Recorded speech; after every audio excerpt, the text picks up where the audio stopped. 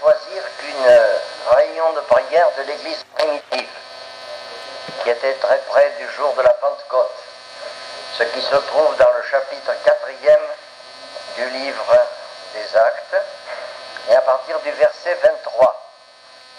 D'exemples semblables dans la Bible d'un exaucement instantané et collectif de cette importance-là. Alléluia. Ce qui veut dire que quand on est dans le plan de Dieu et dans la volonté divine, eh bien, Dieu est avec nous et il exauce nos prières. Donc la persécution a commencé, on essaie d'intimider les apôtres, de les empêcher de prêcher l'évangile. Et quand ceux-ci viennent rendre compte à l'église primitive de ce qui s'est passé, il y a une réaction unanime. Une réaction unanime. Ils élevèrent à Dieu la voix tous ensemble. C'est spontané. Ils sont tous mis non plus à s'occuper de ce que disaient les apôtres, mais ils se sont tous mis à prier Dieu. Et je pense que les apôtres étaient d'accord avec eux, tout le monde priait. Ils élèvent à Dieu la voix tous ensemble et disent, Seigneur, toi qui as fait le ciel, la terre et la mer et tout ce qui s'y trouve, c'est toi qui as dit par le Saint-Esprit. Ils croyaient cela à l'inspiration des Écritures, hein? C'est clair. Par la bouche de notre Père, ton serviteur David. Et il cite le psaume 2. Pourquoi ce tumulte parmi les nations, ces vaines pensées parmi les peuples? Les rois de la terre se sont soulevés, les princes se sont ligués contre le Seigneur et contre ton nom. Leur prière s'appuie sur du solide. Elle ne s'appuie pas sur n'importe qui et sur n'importe quoi. Ces gens qui croient que Jésus est le fils de David, le Messie promis, le Fils éternel de Dieu, s'appuient sur les déclarations divines que le Saint-Esprit a données au travers des psaumes et qui révèlent que dans les derniers temps, il y aurait des tumultes dans les nations, des vaines pensées parmi les peuples, une agitation terrestre contre le Seigneur et contre son nom. Quand aujourd'hui, on commence à menacer les gens qui vivent paisiblement et qui croient tranquillement, de toutes les foudres du ciel, s'ils s'élèvent contre l'immoralité, ce n'est pas contre les hommes que ces gens-là se dressent, c'est contre le Seigneur lui-même. Quand on commence à interdire à des gens qui sont venus là pour prêcher l'évangile, d'employer le nom de Jésus, parce que c'est récent, on s'oppose au Seigneur Jésus et à son ordre. Mais je me rends compte que ces gens-là sont très courageux, parce que le christianisme véritable consiste à ne pas craindre les hommes, mais à ne craindre que Dieu. Le christianisme véritable prend des risques. La foi nous fait prendre des risques. Ils prennent des risques, ces gens-là. On les a menacés de la prison. On ne savait pas comment faire pour les punir. Ils étaient embêtés, ils avaient devant eux un homme âgé de plus de 40 ans qui n'avait jamais marché de sa vie et qui brusquement était normal comme tout le monde. Il ne pouvait pas nier le miracle. Cependant, ils essayaient de menacer, d'intimider. Et vous savez, aujourd'hui, les méthodes n'ont pas changé. Les hommes incrédules essaient toujours d'intimider les croyants. Mais ce ne sont pas les intimidations des athées, des impies et le reste qui doivent impressionner les chrétiens, c'est la parole de Dieu. Amen, c'est la parole de Dieu. Donc ils s'appuient sur l'écriture et ils se rendent compte que dans le fond, tout ce qui se passe là, comme tout ce qui s'est passé précédemment, avec le Sanhédrin vis-à-vis de Jésus, avec le Sanhédrin vis-à-vis d'eux, et ce qui se passera par la suite, c'était prévu par Dieu. C'était annoncé par Dieu. Il y a toujours eu des persécutions contre les églises.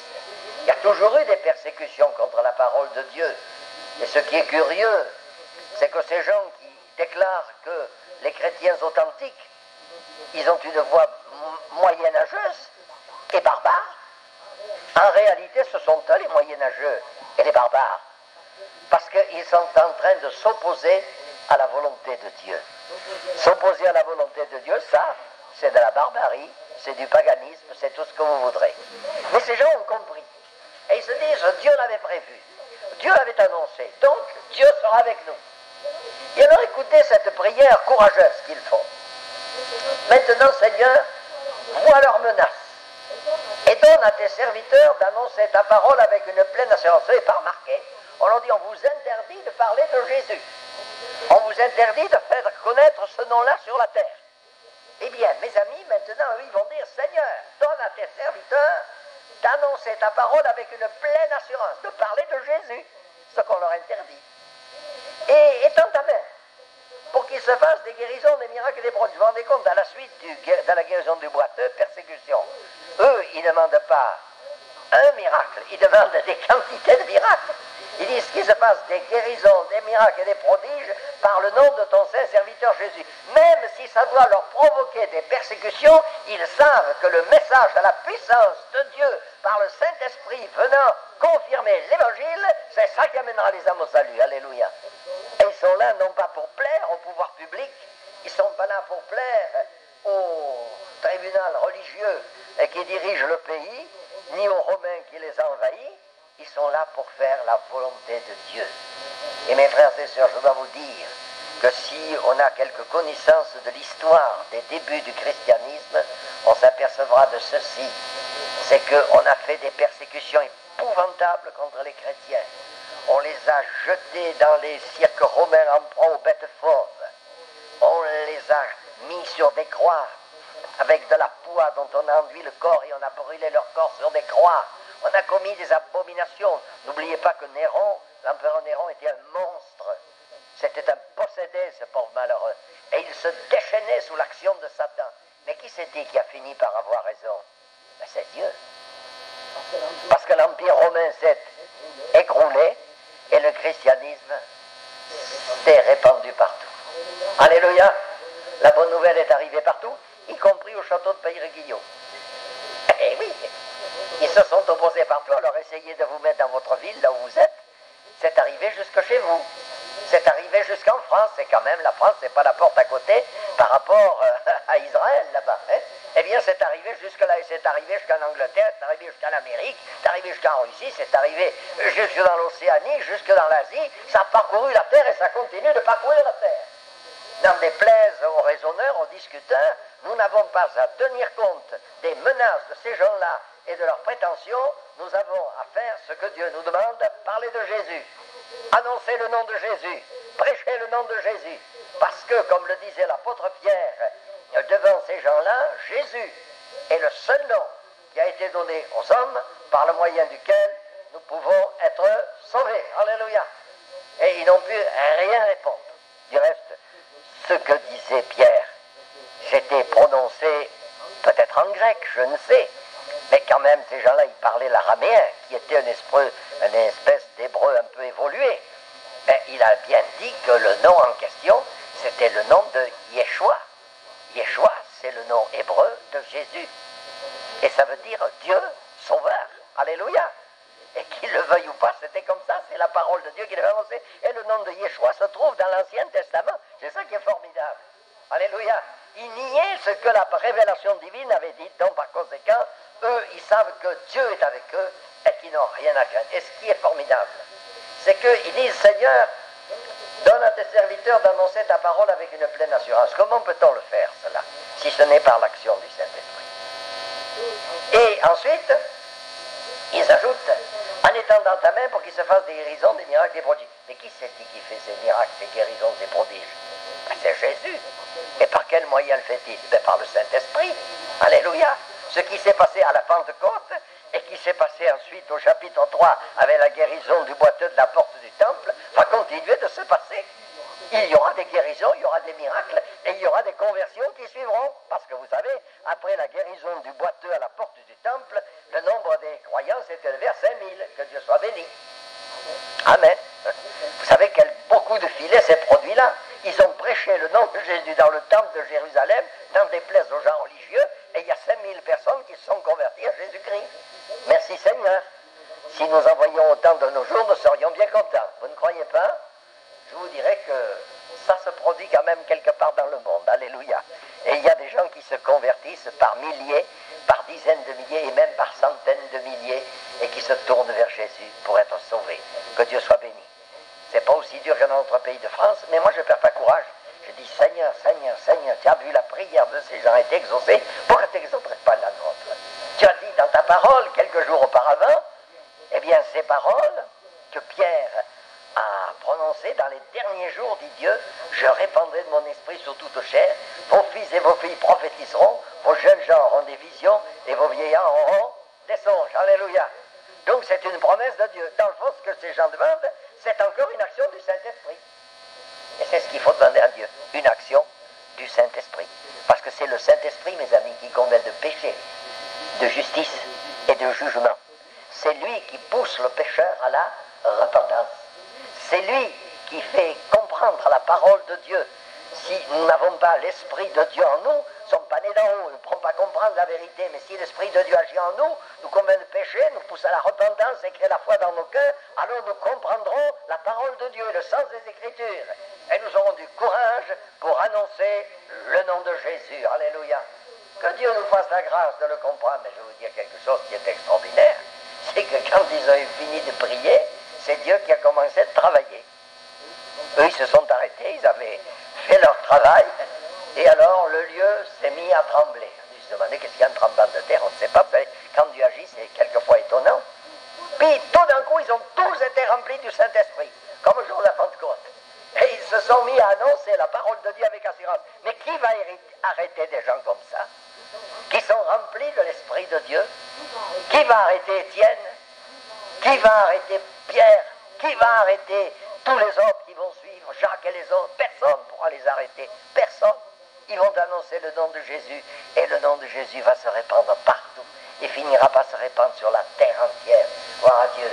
Exaucement de la prière instantanée, que Dieu soit béni. Il y a bientôt de cela 48 ans, un serviteur de Dieu qui m'avait amené à la repentance et à la foi, à l'obéissance à la parole de Dieu, est venu un matin bonheur chez moi prier pour moi. 30 secondes après, j'étais rempli de l'Esprit de Dieu.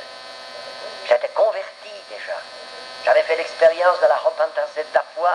J'étais sauvé par Jésus-Christ. Mais alors, à partir du moment où j'étais rempli de l'Esprit de Dieu, ma vie spirituelle a pris un essor considérable.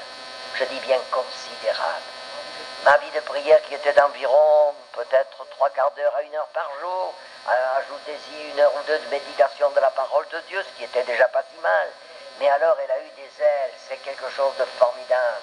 Ma vie de prière s'est développée, ma foi a grandi. Peu de temps après, j'étais au milieu des croyants et je leur disais que Jésus m'avait sauvé. Alors qu'auparavant, quand on me demandait de rendre mon témoignage, je regardais s'il n'y avait pas une porte sous l'estrade pour passer dessous. Tellement j'avais peur. Mais le jour où j'étais rempli du Saint-Esprit, j'attendais qu'on m'appelle et j'y allais en courant pour dire que Jésus m'avait sauvé, que Jésus m'avait guéri, que Jésus m'avait appelé à son service et que j'allais bientôt le service. Et disait, Daniel, voilà déjà qui commence. Alléluia. Gloire à Dieu. Quand on est rempli du Saint-Esprit, c'est pas pour rester là assis sur une chaise, à se balancer et en allant vers le sommeil profond d'une vie tiède et misérable, mais au contraire, c'est pour être zélé pour Dieu, bouillant pour Dieu. Alléluia. Dieu ne veut pas des gens morts dans leur tiédeur. Il ne veut pas de Laodicée, le Seigneur. Il veut autre chose que Laodicée. Il veut Éphèse. Il veut une église vivante. Alléluia. Il veut une église bouillante, ardente. Alléluia. Il veut des chrétiens réveillés. C'est ce que Dieu veut. Et dans une réunion de prière, c'est bien ce qui peut se passer. Parce que quel est l'endroit le meilleur pour que Dieu puisse agir si ce n'est un lieu où les croyants se réunissent pour prier ensemble? N'est-ce pas vrai? Je terminerai par une déclaration de celui qui m'a amené à Jésus-Christ. Il y a bien des années, il me racontait qu'un jour, il était passé dans un endroit où il parlait avec un pasteur. Et pendant qu'ils étaient en train de parler, est arrivé un jeune homme qui était un jeune stagiaire. Aujourd'hui, on dit un stagiaire, à l'époque, on disait un évangéliste. Enfin bref, peu importe, c'est la même chose. Et alors, voilà notre stagiaire qui arrive, et M. Scott, enfin, c'était lui, il le regarde, il lui dit, « Alors mon ami, la réunion, elle était bonne? » »« Oh, très bonne, frère, excellent. » »« Ah bon. Alors, il y a eu combien de conversions? » ?»« Ah, je ne sais pas, répond le jeune. « Est-ce qu'il y a eu confirmation d'évangile comme il y a eu de guérison? » »« Il n'y en a pas eu, frère. »« Combien il y a eu de baptême de l'esprit? » dit M. Scott. « Il n'y en a pas eu, frère. Et vous appelez ça une bonne réunion? Mais c'est une réunion morte qu'il fait, le Père partout, on l'a plus vu. » Et oui, il doit se passer quelque chose quand on se réunit pour prier. Il doit se passer la conversion des pécheurs, il doit se passer la délivrance des captifs, la consolation des affligés et l'action du Saint-Esprit dans les cœurs. Que Dieu vous bénisse et prions dans ce sens. Amen. Seigneur, Évangile de Jean a découvert Christ. si on tient bon et si on résiste et si on glorifie Dieu, il vient à notre secours. Ce bien-aimé, il a manifesté incontestablement la foi toute simple. Nous sommes des gens très compliqués, nous les Français. On a besoin d'avoir une foi aussi simple. Amen. Et partout dans ces pays où nous atteignons, ces bien-aimés qui font confiance à Dieu, Dieu fait des miracles au milieu d'eux. Pourquoi il ne le ferait pas au milieu de nous ce soir?